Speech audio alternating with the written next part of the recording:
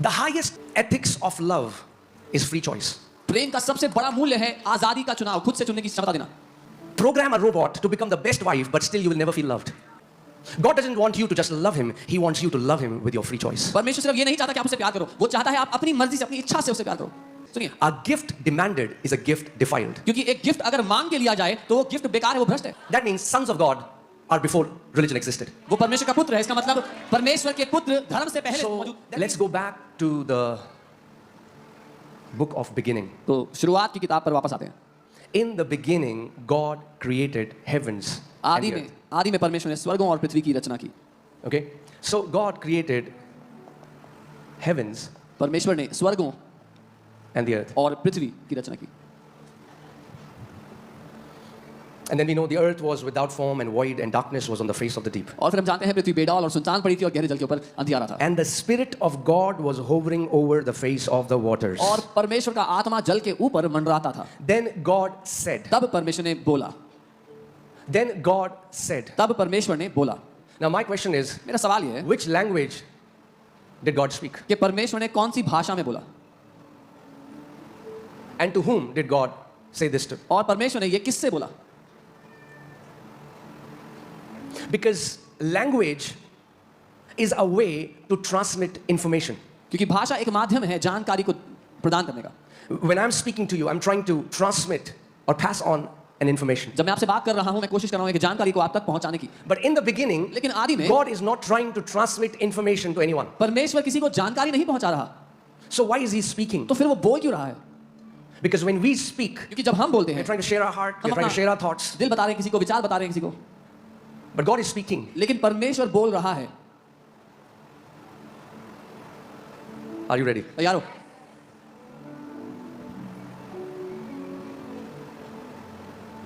Jesus said in John 6:63 that the words that I speak to you, they are spirit and they are life. यूहन्ना 6:63 में यीशु ने कहा, जो वचन मैं तुमसे बोल रहा हूं वो जीवन और आत्मा दोनों हैं. Amen. Now, in English language, it is written, God said, let there be light. But that's not how God said it. अंग्रेजी में ऐसा लिखा है कि परमेश्वर ने बोला उजाला हो जाए, लेकिन परमेश्वर ने ऐसा नहीं बोला. If you see in Hebrew, he said, light be. अगर आप इब्रानी में देखेंगे तो लिखा है उजाला हो या Light be. उजाला हो.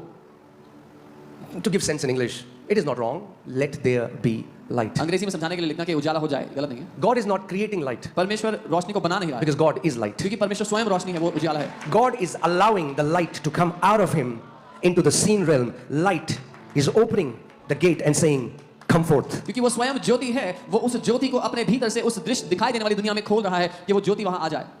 Are you with me? Come forth. उसको उत्पन्न कर रहा है आगे आने के लिए. Light be. ज्योति हो.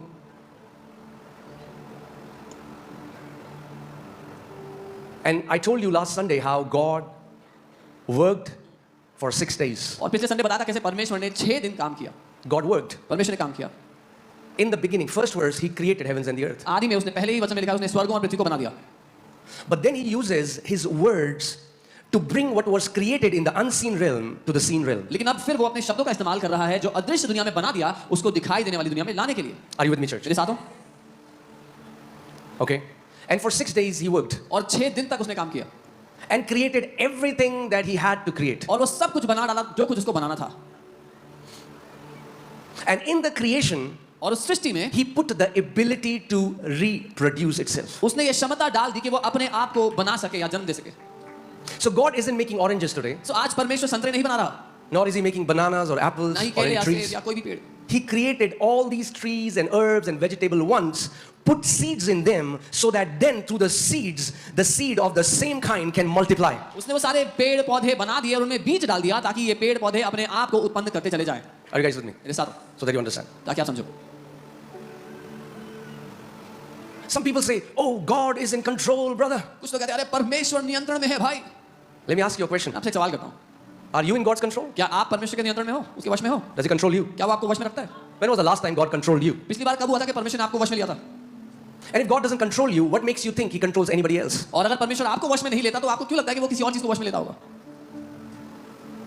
If God wanted to be in control, he would have never made Adam. अगर परमेश्वर को ही नियंत्रण में रहना होता तो वो आदम को कभी बनाता ही नहीं. You didn't get it. समझे नहीं आप? I said if God wanted to be in control, he would have never created Adam. मैं कह रहा हूं अगर परमेश्वर को ही नियंत्रण में रहना था तो वो कभी आदम को ना बनाता. But on the sixth day, he made Adam in his image and in his likeness. लेकिन छठवें दिन उसने आदम को अपने स्वरूप में और अपनी समानता में बनाया. And then और फिर he said, I'm done. उसने कहा अब हो गया मेरा. I'm not going to work anymore, Adam. अब मैं और काम नहीं करूंगा आदम. Now I'm going to rest. अब मैं विश्राम करूंगा. Because there is somebody क्योंकि अब कोई है that I made जिसको मैंने बनाया who will work जो काम करेगा from my finished works. मेरे खत्म हो चुके काम से. I'm going to be in charge. I'm going to be in charge, मैं इंचार्ज रहूंगा but he's going to be in control. लेकिन वो नियंत्रण रखेगा. Because the authority, क्योंकि I अधिकार- delegate my authority of rulership to him. क्योंकि अपना प्रभुता करने का अधिकार मैंने उसको दे दिया है. Let them have dominion. उन्हें प्रभुता करने दो. Are you with me? मेरे साथ हो.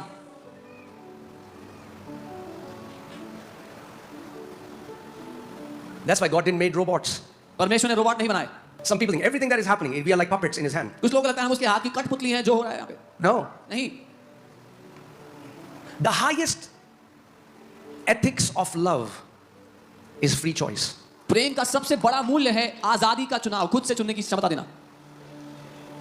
You know, now they're saying that they are creating humanoids. That means they're trying to make like a human soul, like AI, and put it in human beings. And they are saying that they are trying to create a capacity that humanoid, like a female robot that can even give birth to babies. I don't know if that will happen or not, but what I'm saying is, if that happens, you can program a robot to become the best wife, but still you will never feel loved.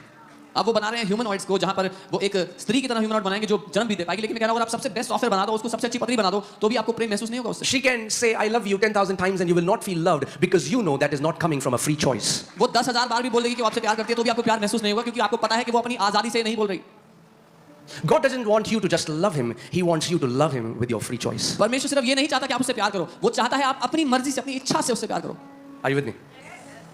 So God will never ever take away free will of man, because if he does, then he violates the ethics of love. तो परमेश्वर कभी भी मनुष्य से ये इच्छा शक्ति नहीं छीनेगा, क्योंकि अगर वो ऐसा करता है तो वो प्रेम के मूल्य का उल्लंघन करता है. Because hear this. सुनिए. A gift demanded is a gift defiled. क्योंकि एक गिफ्ट अगर मांग के लिया जाए तो वो गिफ्ट बेकार है, वो भ्रष्ट है.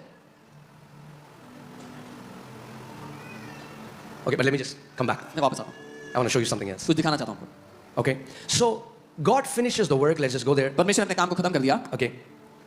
Genesis chapter 2 verses 1 to 3. उत्पत्ति 2 उसका. Are your ears open? आपके कान खुले हुए हैं. Thus the heavens and the earth and all the host of them were what? Finished. जो आकाश और पृथ्वी और उनकी सारी सेना का बनाना समाप्त हो गया. That means hear this. सुनिए, God is not a bad planner. परमेश्वर खराब प्लानिंग करने वालों में से नहीं है. He doesn't get shocked by something happening and then he works. He knows the end from the beginning. He knew everything that would be needed to be done in thousands of years ahead. He did it in Genesis 1:1. Amen. तो वो ये नहीं है कि हैरान हो जाएगा बीच में, कह रही ये क्या हो गया, क्योंकि उसने शुरुआत से अंत तक उसको सब देखा हुआ, उसको सब पता है, तो वो उसके हिसाब से प्लानिंग करके उत्पत्ति 1:1 में ही सब कुछ उसने बना दिया. Are you getting this, church? He finished it. उसने समाप्त कर दिया. Our story begins when he said it is finished. हमारी कहानी वहां से शुरू होती है जब उसने कहा पूरा हो गया. So we are not trying to finish it. तो हम उसको खत्म करने की कोशिश नहीं कर रहे उस We are कहानी. trying to live from his finished works. हम उसके पूरे हो चुके काम से जीने की That's कोशिश what कर he रहे हैं. told Adam. Adam, I've done everything that I have to do. I'm going to rest. I'm going to bless this day. And you're going to live from this seventh day. You're going to live out from my rest. उसने आदम से ये कहा मैंने सब कुछ समाप्त कर दिया है, अब मैं विश्राम करूंगा, इस 7वें दिन को मैं आशीष दूंगा और आदम तू मेरे विश्राम से जिएगा. Because when you live out from rest, you can walk in dominion. क्योंकि जब आप विश्राम से जीते हैं तो आप प्रभुता में जिएंगे. There is no rest in religion. धर्म में विश्राम नहीं है. Now, when God created Adam and he's telling Adam all these things, I want to ask you, what is the religion of Adam? जब परमेश्वर ने आदम को बनाया, उसको ये सब बताया, तो मैं आपसे पूछता हूँ आदम का क्या धर्म था इसमें? Is Adam Hindu or Muslim or Sikh or Christian? क्या आदम हिंदू है, मुस्लिम है, सिख है, ईसाई है, क्या है वो? Who's Adam? कौन है आदम यहाँ पे? Luke 3:38 says Adam was created to be a son of God. लूका 3:38 बताता है कि आदम को परमेश्वर का पुत्र होने के लिए बनाया गया था. Okay, I want to ask you, मैं आपसे सवाल what is Adam's religion? आदम का धर्म क्या है? That means sons of God are before religion existed. वो परमेश्वर का पुत्र है. इसका मतलब परमेश्वर के पुत्र धर्म से पहले मौजूद. That means if you are a son of God, अगर आप परमेश्वर के पुत्र हो, you no longer identify with the religious systems of this world. तो आप इस दुनिया के धार्मिक रीति रिवाजों से अपनी पहचान नहीं लगाते. Are you with me? मेरे साथ हो. Because gospel started way before religion started. क्योंकि सुसमाचार धर्म के शुरू होने से बहुत पहले शुरू हुआ. Hallelujah. If Adam had no religion, last Adam had no religion. अगर आदम का कोई धर्म नहीं था तो आखिरी आदम का भी कोई धर्म नहीं था. Last Adam also came as a son of God And as many as believed in his name, to them he gave the power to become the sons of God, who are not born of flesh, who are not born of blood, but who are born of God. वो आखिरी आदम का कोई धर्म नहीं था, वो पुत्र होकर उत्पन्न हुआ, और जो कोई उस पर विश्वास करता है उसने उसको पुत्र होने का अधिकार दिया है, जो लहू और मांस से नहीं लेकिन परमेश्वर से उत्पन्न हुए हैं. If now you are born of God and God is your father, then why don't you ask your father, Father, what's your religion? अब अगर आप परमेश्वर से उत्पन्न हुए हो और परमेश्वर आपका पिता है, तो अपने पिता से क्यों नहीं पूछते कि पिता आपका क्या धर्म है? Huh? Gospel है असली घर वापसी. The gospel is the real coming back home. पुत्र पिता के घर वापस आ रहे हैं धर्म को छोड़कर. The sons are coming back to the father's house, abandoning religion. Back in the beginning when there was no religion. वापस शुरुआत में आते हुए जहां कोई धर्म नहीं था. धर्म को लाने वाला था सांप बगीचे में. It was the snake that brought religion in the garden. If you do this, अगर तूने ये किया, you will become this. तब तू ऐसा बन जाएगा. They were made in the image and likeness of God. लेकिन वो तो बनाए ही परमेश्वर के स्वरूप और समानता में गए थे. Can you imagine? I'm telling Judah, if you do this, then you will become my son. कल्पना कर, मैं जुड़ा को कह रहा हूं, जुड़ा अगर तुमने ये किया तब तुम मेरे बेटे बनोगे. No, the day he was born from me and Monu, the day he was born from us, he doesn't have to now become anything. He is. नहीं, जिस दिन वो हमसे उत्पन्न हुआ है उसको कुछ बनने की जरूरत नहीं है, वो है. But religion tells you, no. लेकिन धर्म आपसे कहता है नहीं. You have to do this. आपको ये करना पड़ेगा. Then you will become this. तब तुम ऐसा बनोगे. No, but God says, नहीं, परमेश्वर कहता है, the day you believe in Jesus, जिस दिन तुमने यीशु पे the विश्वास day किया, you got born from God, जिस दिन परमेश्वर से जन्म you लिया, are the sons of God. आप परमेश्वर के पुत्र हो. Amen? Amen. Hallelujah. So, God rested seventh day from his works. 7वें दिन परमेश्वर ने विश्राम किया अपने कामों से.